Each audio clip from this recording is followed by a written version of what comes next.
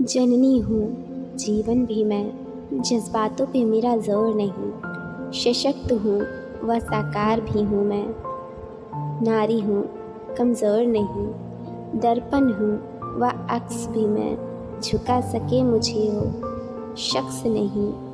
स्वाभिमानी हूँ व आत्मनिर्भर भी मैं। टूट के बिखरूं अब वो वक्त नहीं समझना आधी अधूरी, नहीं अधूरी मैं खुद में पूरी। साथ चलना हो तो हाथ बढ़ाना, पीछे हटना मुझे मंजूर नहीं। नारी इस संसार की जननी है तो यह कहना गलत नहीं होगा। नारी से ही सब कुछ है। एक नारी यदि चाहे तो घर को स्वर्ग बना दे और चाहे तो नर्क बना दे। जिस पुरुष से हम नारी की तुलना करते हैं उसे भी नारी ने ही जन्मा है। नारी एक शक्ति है। नारी के बिना संसार की कल्पना नहीं की जा सकती। एक नारी के अलग अलग स्वरूप होते हैं। कभी वह किसी की माँ होती है तो कभी किसी की पत्नी और कभी किसी की बहन, और इन सभी स्वरूपों में वह अपना किरदार बखूबी निभाती है। नारी का सम्मान करना एवं उसके हितों की रक्षा करना हमारे देश की सदियों पुरानी संस्कृति है। वैदिक काल में भारतीय नारी का स्वरूप बहुत ही सम्माननीय था। उस समय नारी को समान अधिकार प्राप्त था। और इसी संदर्भ में एक लोक कथा है। राजा चंद्रचूड़ एक धर्मपरायण तथा न्यायप्रिय शासक थे। वह अक्सर रात में वेश बदलकर जनता का हाल जानने के लिए निकला करते थे और यदि किसी निराश्रित को देखते तो उसकी मदद करने को तत्पर रहते।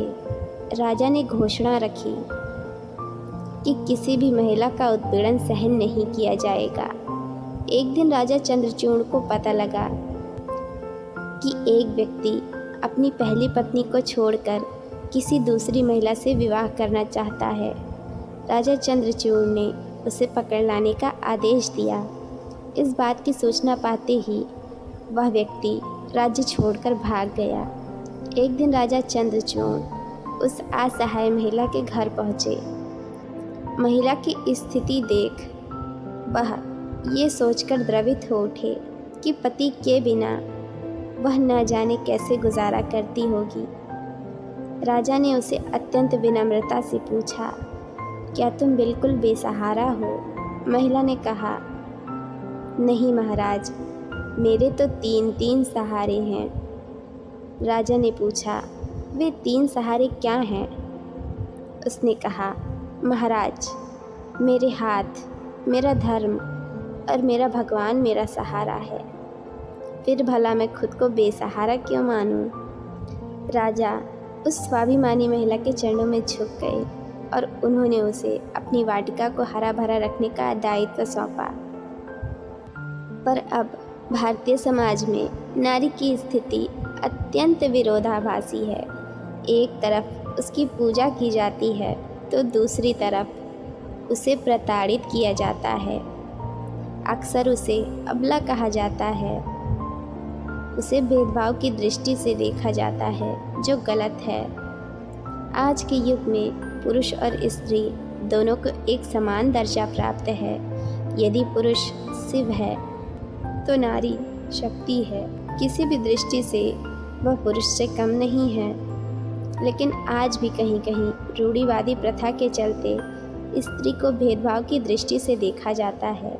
यदि हम समाज को एक गाड़ी माने तो स्त्री और पुरुष उसके 2 पहिए हैं। दोनों स्वस्थ और मजबूत होने आवश्यक हैं। दोनों में से यदि कोई भी कमज़ोर हुआ तो समाज अधूरा रह जाएगा।